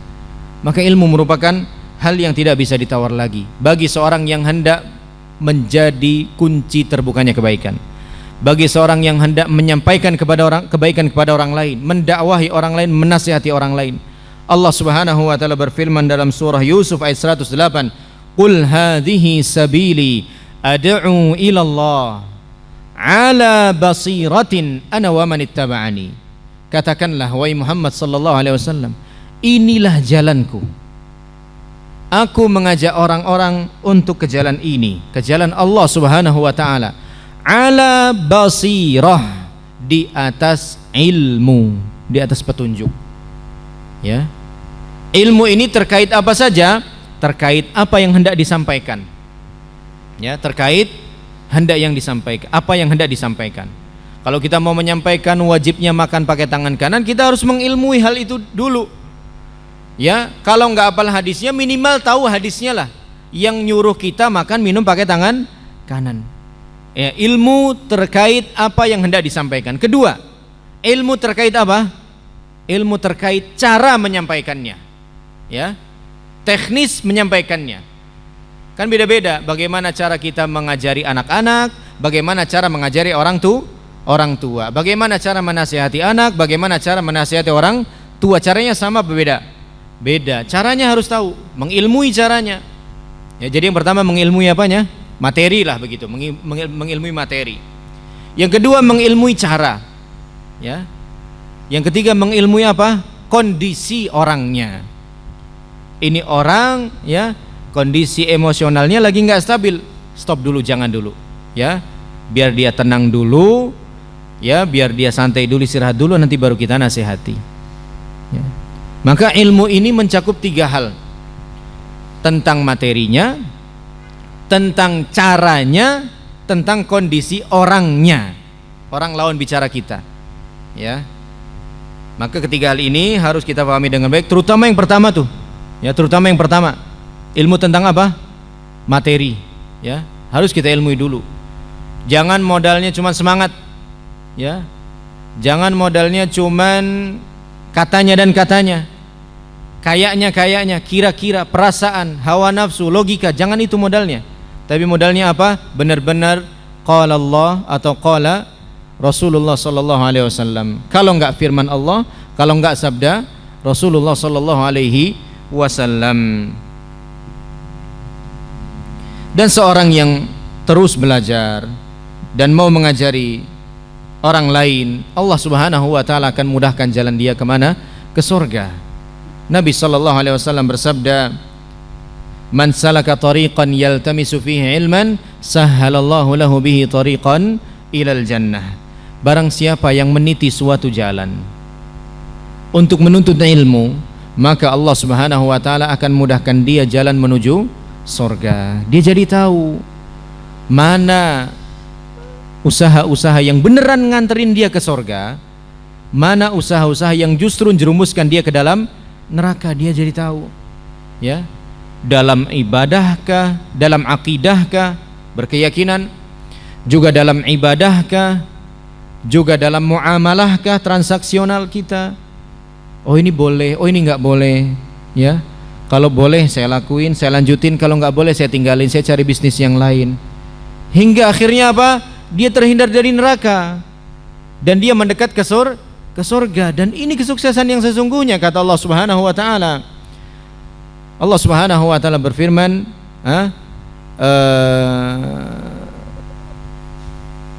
Allah Subhanahu wa taala berfirman, wa yadkhulul jannata faqad faz, ya. Faman zuhziha 'anil nar wa udkhilal jannata faqad faz. Barang siapa yang dijauhkan dari neraka dan dimasukkan ke dalam surga, sungguh dia telah meraih kesuksesan, ya. Jadi dalam segala hal semua dia timbang dengan Al-Qur'an dan As-Sunnah, ya. Dia timbang semuanya dengan itu. Kalau begitu caranya, insyaallah peluang dia masuk surga, peluang tersampaikannya kebaikan dia kepada orang lain lebih besar lagi. Disebutkan dalam sebuah riwayat, dahulu di masa atau pasca wafatnya Nabi sallallahu alaihi wasallam, ada sekelompok manusia yang duduk-duduk membuat lingkaran-lingkaran kecil, ya, menanti dikumandangkannya iqamah. Kemudian datanglah sahabat Nabi sallallahu alaihi wasallam Abu Musa Al-Asy'ari radhiyallahu ta'ala anhu. Kemudian Abu Musa melihat mereka dan bertanya, "Akharaja ilaikum Abu Abdurrahman ba'd?" Qulna la. Fajalasa ma'ana hatta kharaja, falamma kharaja qumna ilaihi jami'an faqala lahu Abu Musa, "Ya Aba Abdurrahman, inni ra'aitu fil masjidi anifan amran ankartuhu wa lam ara illa khaira." Qala fama huwa? Qala in 'ishta fasatarahu. Abu Musa Al-Asy'ari, ya, kemudian melanjutkan perjalanan sampai berjumpa dengan Abu Abdurrahman. Abu Abdurrahman itu maksudnya Abdullah bin Mas'ud, ya, nama aslinya Abdullah bin Mas'ud, kunyahnya Abu Abdurrahman. Maka Abu Musa bertanya, "Wahai Abu Abdurrahman, apakah engkau sudah melihat apa yang sedang terjadi di masjid baru saja?" Aku melihat, ya, tadi ada sebuah hal yang aku ingkari dalam hati, tapi sepertinya itu baik. Kemudian Ibnu Mas'ud bertanya, "Memang apa yang kau lihat di dalam masjid?" Maka Abu Musa mengatakan, "Kamu akan lihat sendiri nanti." Ya. Qala ra'aitu fil masjid qauman hilaqan julusan yantadhiruna as-shalah. Aku melihat di masjid tadi ada sekelompok orang yang membuat lingkaran-lingkaran masing-masing. Fi kulli halaqatin rajulun wa fi aydihim hasa. Kata Abu Musa, di masing-masing halaqah tadi ada pemimpinnya. Kemudian di masing-masing tangan orang ada kerikil-kerikil. Kemudian si pemimpin tadi mengatakan, "Bertakbirlah 100 kali." Mereka pun bertakbir 100 kali. Allahu Akbar, Allahu Akbar, Allahu Akbar 100 kali. Selesai, pemimpinnya berkata lagi, "Hallilu mi'ah." Bertahlillah 100 kali. Kemudian orang-orang sekitarnya pun ikut bertahlil 100 kali. Begitu juga tasbih 100 kali. Kemudian Ibnu Mas'ud berkata kepada Abu Musa, "Famadha qulta lahum?" Terus apa yang kau sampaikan kepada orang-orang itu? Kata Abu Musa, "Ma qultu lahum syai'an." Aku tidak mengatakan apapun kepada mereka. Intidhara ra'yik, karena aku menunggu pendapatmu. Nah, lihat nih sikap Abu Musa, Masya Allah. Beliau seorang sahabat Nabi, tapi saat beliau ngerasa nggak tahu, nggak punya ilmu, beliau nggak segera mengambil beliau tahan, ya, menunggu sikap dari orang yang beliau yakini lebih paham daripada beliau, menunggu sikap orang yang beliau yakini lebih alim daripada beliau, yaitu Abdullah bin Mas'ud. Aku nggak mengambil sikap apa-apa, aku nggak ngomong apa ke mereka karena aku menunggu bagaimana pendapatmu. Kemudian Ibnu Mas'ud mengatakan, "Afala amartahum an ya'uddu sayyi'atihim wa dhaminta lahum alla yudhi'a min hasanatihim?" Kenapa enggak kamu suruh mereka aja untuk, ya, mengingat-ingat dan menghitung dosa mereka, dan kamu jamin bahwasanya itu enggak akan sia-sia, daripada kamu biarkan begitu, ya. Kemudian barulah kami, yaitu Abu Musa dan Ibnu Mas'ud, lanjutkan perjalanan sampai masuk masjid dan berjumpa dengan lingkaran-lingkaran kecil yang berisi orang-orang itu tadi. Maka Ibnu Mas'ud pun berdiri di tengah-tengah mereka dan berkata, "Ma hadzal ladzi arakum tasna'un?" Apa-apaan kalian ini? Apa-apaan kalian ini? Qalu ya Aba Abdurrahman, hasa na'uddu bihi takbir wat tahlil wat tasbih. Wahai Ibnu Mas'ud, ini cuma sebatas kerikil yang kami pakai untuk bertahlil, bertasbih, bertahmid. Qala fa'uddu sayyi'atikum fa ana dhaminun alla yadhi'a min hasanatikum syai'. Mendingan kalian hitung kesalahan kalian, dosa-dosa kalian, muhasabah sendiri-sendiri, introspeksi sendiri-sendiri, itu lebih berguna buat kalian. Ya, kata Abdullah bin Mas'ud, "Waihakum ya ummat Muhammad." Sungguh celakanya kalian wahai umat Muhammad sallallahu alaihi wasallam. Ma asra'a halkatukum, betapa cepatnya kehancuran kalian. Haula'i ashabu Rasulillah sallallahu alaihi wasallam mutawafirun. Ini sahabat-sahabat Nabi kalian ini masih banyak yang hidup. Kenapa enggak nanya-nanya sama mereka? Kenapa ambil inisiatif sendiri? Kenapa inovasi sendiri? Begitu. Wa hadhihi thiyabuhu lam tubla. Ini juga pakaian Nabi di lemari belum pada rusak. Wa aniyatuhu lam taksur. Bejana-bejana Nabi juga masih utuh, belum pada pecah. Artinya apa? Nabi baru meninggal kemarin. Ya, kok kalian sudah sebegini cepatnya meninggalkan ajaran Nabi sallallahu alaihi wasallam, bikin ajaran yang baru. Ya. Kemudian mereka mengatakan, "Ya Aba Abdurrahman, ma aradna illal khaira." Wahai Ibnu Mas'ud, maksud kami cuman baik kok. Kami enggak ingin melakukan keburukan. Maksud kami baik. Apa kata Abdullah bin Mas'ud? Wa kam min muridin lil khairi lan yusibah. Betapa banyak orang yang menginginkan kebaikan tapi ternyata dia tidak berhasil mendapatkan kebaikan itu. Karena apa? Cuma modal niat baik. Cuma modal perasaan. Makanya dalam Islam ini, agar ibadah kita menjadi ibadah yang sah, syaratnya kan ada berapa? 2. 1 niat yang baik, yaitu apa? Ikhlas. 2 cara yang baik, yaitu ittiba.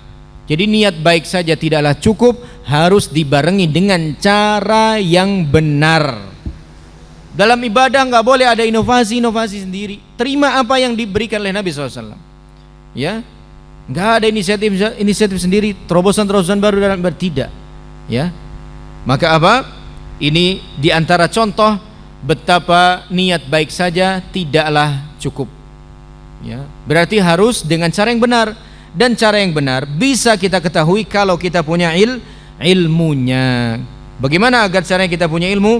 Yaitu dengan belajar. Ya, yaitu dengan terus belajar dan tidak cepat merasa puas dengan apa yang sudah kita ketahui, yang sudah kita pahami. Fa idza aradta an takuna miftahan lil khair wa ta'allam mafatihal khairi wa jawami'al khair. Kalau kamu benar-benar ingin menjadi kunci pembuka kebaikan, maka belajarlah segala hal yang membuka kebaikan itu dan semua hal yang menghimpun kebaikan itu. Wa khatimal khair allati ishtamala 'alaiha kalamu imamil khairi wa qudwatil khalqi Muhammad ibn Abdullah sallallahu alaihi wasallam. Dan teruslah belajar. Ya, semua hal yang menghimpun segala kebaikan yang terangkum dalam ucapan-ucapan Rasulullah Muhammad sallallahu alaihi wasallam. Nah, jadi kalau kita benar-benar ingin menjadi orang yang dengan kita tersampaikan kebaikan-kebaikan dari Allah Subhanahu wa taala lewat orang lain, maka hendaknya lah kita terus belajar, ya. Dunia harus belajar, akhirat lebih harus belajar. Ya, dan jangan cepat puas untuk urusan agama atau untuk urusan akhirat. Apa yang kita dapat ini, ya, ilmu agama yang kita dapat ini belumlah seberapa dibanding yang belum kita dapatkan. Kemudian sebab yang keempat. Ini waktu zuhur ini jam berapa ini, Pak? 11 berapa? Berapa? Kurang 1/4. Dikit lagi berarti ini. Tapi kita ringkas-ringkas saja beberapanya. Yang keberapa sekarang? Keempat. Mujahadatun nafsi 'alal bu'di 'anil atham. Berusaha keras menjauhi dosa-dosa. Berusaha keras menjauhi dosa-dosa. Diriwayatkan oleh Imam Ahmad rahimahullahu taala dari Nawas bin Sam'an, Nabi sallallahu alaihi wasallam bersabda, "Innallaha daraba mathalan siratan mustaqima."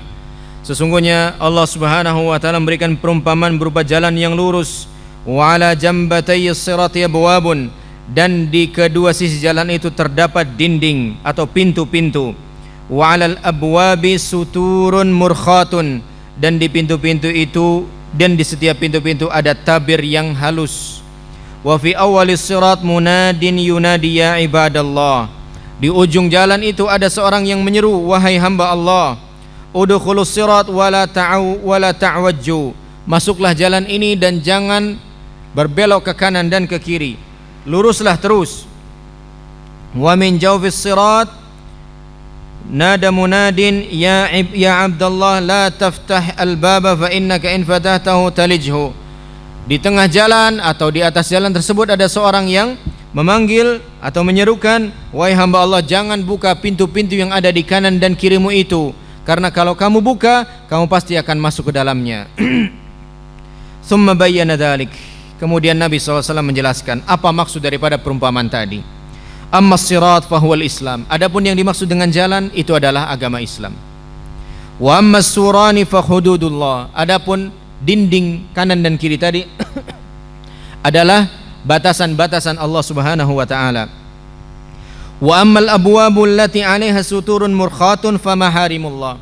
Adapun pintu-pintu yang ada di dalam dinding-dinding tadi, yang ada tirai-tirai tipis tadi, itulah larangan-larangan Allah Subhanahu wa taala. Wa ammal munadi alladhi yunadi fi awwalis sirat fa kitabullah. Adapun seorang yang berseru di ujung jalan tadi yang mengajak kita untuk terus meniti jalan tersebut, jangan belok kanan, jangan belok kiri, itulah Al-Qur'anul Karim, kitabullah. Wa ammal munadi alladhi yunadi min jawfis sirat aw min fawqis sirat fa wa'idullah fi qalbi kulli muslim. Adapun seorang yang berseru di tengah jalan tadi atau di atas jalan tadi agar kita tidak ke kanan dan ke kiri, terus meniti jalan itu adalah panggilan kebaikan dalam hati kita, hati setiap muslim, ya. Maka kalau kita mau di atas kebaikan ini, jauhilah pintu-pintu yang ada di dalam dinding-dinding tadi.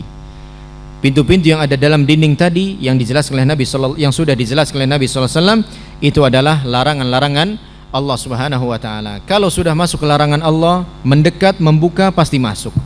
Dan kalau sudah masuk, sulitlah bagi kita untuk keluar. Makanya Islam ini, ya, itu ketika melarang suatu hal, itu biasanya sudah mulai dilarang dari segala hal yang menghantarkan kepadanya, ya, dari segala hal yang dapat menghantarkan kepadanya. Contohnya saja, Islam melarang syirik, ya. Islam dengan tegas melarang syirik, tapi juga Islam melarang segala hal yang dapat menghantarkan dalam perbuatan syirik, ya, seperti tadi menjadikan kuburan sebagai tempat ibadah, membangun monumen-monumen orang, ya, agar diingat selalu jasanya, tapi lama-kelamaan fungsinya berubah jadi tempat ngalap berkah, ya. Kemudian beribadah di sisi kuburan, beribadah kepada Allah di sisi kuburan itu juga dilarang. Kenapa? Karena khawatir akan menyimpang lama-lama beribadahnya kepada kuburan. Jadi sarana-sarana sudah dilarang, ya.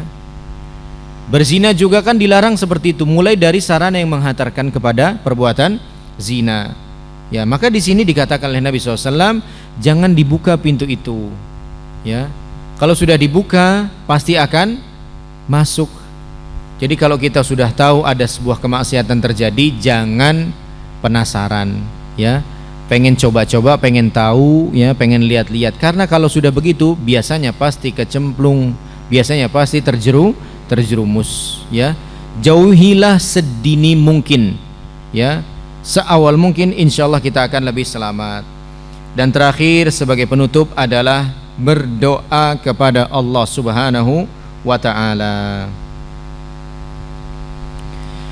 Kita semua ikhwani fiddin rahimani wa rahimakumullah, kalau bukan karena pertolongan dari Allah Subhanahu wa ta'ala, bukanlah siapa-siapa, bukanlah apa-apa. Belum tentu kita sekarang bisa ngaji di sini, bisa berada di tempat ini, mendalami agama Allah Subhanahu wa ta'ala.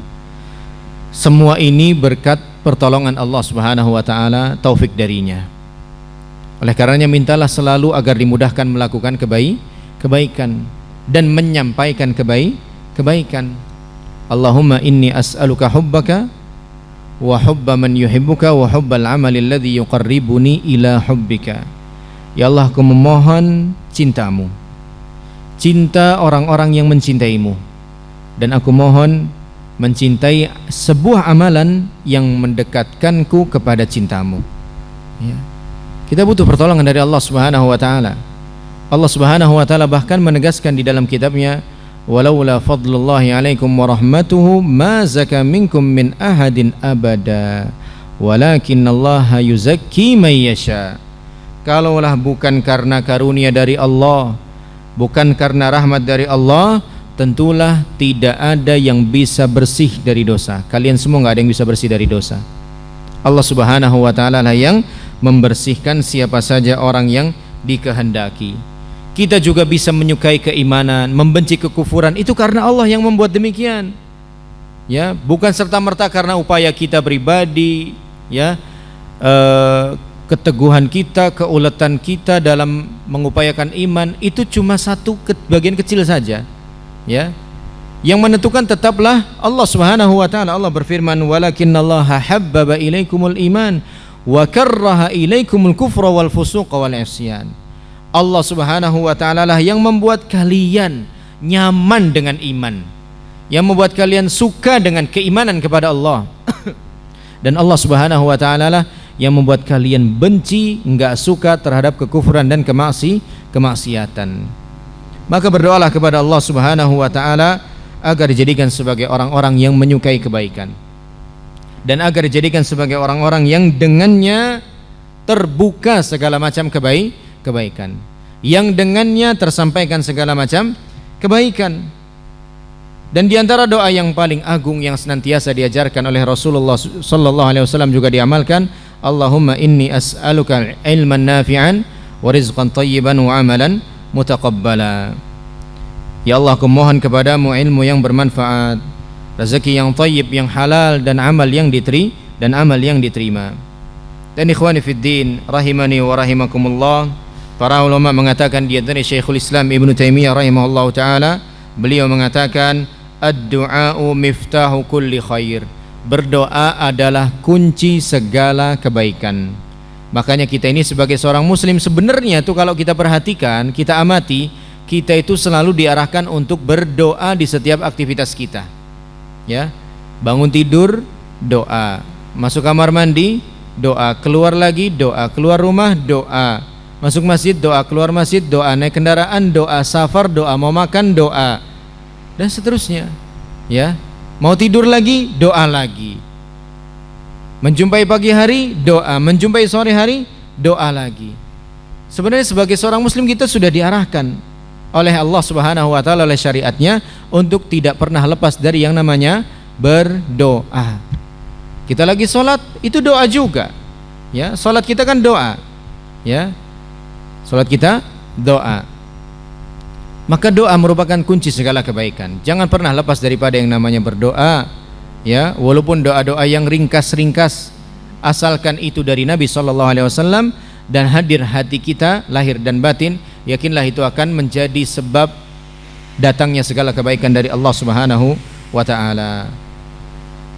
Amirul Mukminin Umar bin Khattab radhiyallahu taala anhu pernah berkata, "Inni la ahmilu hammal ijabah, walakin hammad du'a. Fa idza ulhimta ad-du'a fa innal ijabata ma'ahu." Sesungguhnya aku tidak terlalu memikirkan tentang dijabahi atau tidaknya doaku. Yang lebih kufikirkan adalah aku masih mau berdoa. Itu yang lebih kuperhatikan. Kenapa? Fa idza ulhimta ad-du'a, karena kalau kamu sudah diberikan taufik, diberikan ilham oleh Allah untuk mau berdoa, fa innal ijabata ma'ahu, ketahuilah bahwasannya pengkabulan doa sudah pasti menyertainya. Ya. Kenapa? Karena hukum asal doa itu pasti Allah kabulkan. Kalau sampai enggak dikabulkan, bukan Allah yang salah, kitalah yang salah. Teruslah berdoa kepada Allah Subhanahu wa taala agar dimudahkan menjadi hamba-hamba Allah yang menyampaikan kebaikan kepada hamba-hamba Allah Subhanahu wa taala yang lain. Hingga akhirnya apa?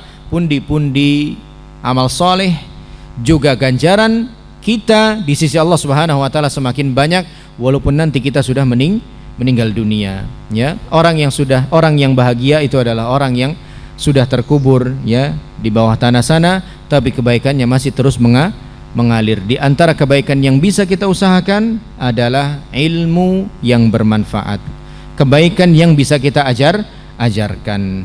Wallahu alam bisawab. Ini saja kiranya kajian kita kesempatan hari ini. Mudah-mudahan bermanfaat dan mudah-mudahan Allah Subhanahu wa taala menjadikan kita sebagai orang-orang yang mencintai kebaikan dan menjadikan kita sebagai orang-orang yang tersampaikannya sebuah kebaikan atau banyak kebaikan kepada hamba-hamba Allah yang lainnya. Sebelum diakhiri, barangkali ada yang ingin ditanyakan, dipersilahkan.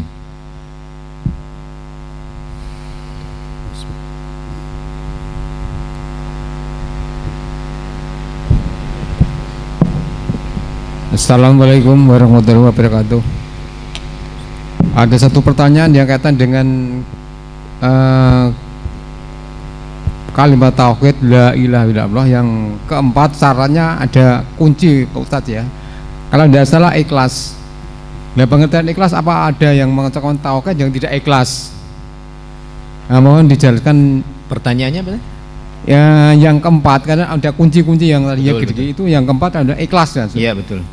Nah, pengertian ikhlas, apa ada yang mengucapkan la ilaha illallah yang tidak ikhlas? Pertanyaannya, apakah ada yang mengucapkan la ilaha illallah tapi tidak ikhlas? Jawabannya ada. Ya, orang-orang munafik itu enggak ikhlas. Ya, mereka cuma pengen pengakuan saja bahwasanya mereka juga beriman padahal tidak beriman. Apa kata Allah Subhanahu wa taala dalam awal surah Munafiq? Wallahu ya'lamu wallahu yashhadu innal munafiqina lakadzibun. Allah Subhanahu wa taala bersaksi bahwa orang-orang munafik itu bohong dalam persaksiannya. Enggak ikhlas mereka, ya. Enggak ikhlas artinya apa? Enggak benar-benar lillahi taala mereka la ilaha illallah, ya. Cuma supaya dapat apa istilahnya? Legitimasi aja ya, atau pengakuan saja. Supaya mereka diakui sebagai mukmin, supaya mereka diakui sebagai seorang muslim, ya. Supaya mereka diakui sebagai bagian daripada para sahabat, padahal enggak sama sekali. Ya, Allah Subhanahu wa taala yang menyatakan bahwa mereka enggak ikhlas. Ya, bahwa mereka tidak sungguh-sungguh dalam persaksian la ilaha illallahnya. Sekarang ada enggak? Ada. Orang-orang munafik akan terus ada karena mereka nanti akan ada memerangi kaum mukminin sampai hari kiamat itu tegak, ya. Wallahu a'lam bishawab. Baik, jika tidak ada pertanyaan lagi, kita cukup sampai sini. Sudah masuk waktu salat zuhur. Wallahu a'lam bishawab. Hadanallahu wa iyyakum ajma'in. Subhanakallahumma wa bihamdika asyhadu an la ilaha illa anta astaghfiruka wa atubu ilaik. Billahi taufiq wal hidayah. Wassalamualaikum warahmatullahi wabarakatuh.